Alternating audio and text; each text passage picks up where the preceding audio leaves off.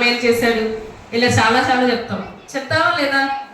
అదే దేవుడు కొంచెం ఏదైనా కష్టం వచ్చిందనుకో, ఏం దేవుడో ఏమో నన్ను ఒక్కసారి కూడా చూడట్లేదు, ఏం దేవుడో ఏమో నాకు సహాయం చేయట్లేదు అనుకుంటామా లేదా?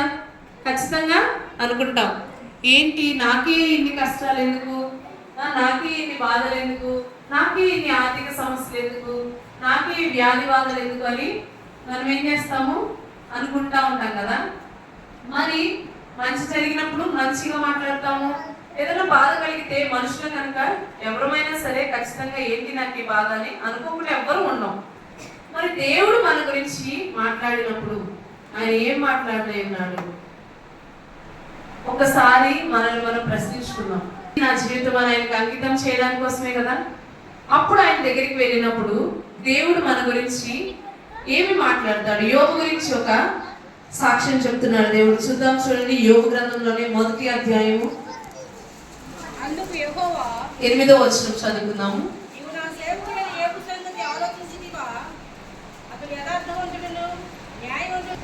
యోబు గ్రంథము 1వ అధ్యాయము 8వ వచనం. ఇక్కడ అంటున్నాడు కదా, దేవుడే ప్రత్యక్షంగా యోబు గురించి ఒక మాట మాట్లాడుతూ ఉన్నాడు. నీవు నా సేవకుడైన యోబు సంగతి ఆలోచించువా? ఎవరితో చెప్తున్నాడు ఈ మాట?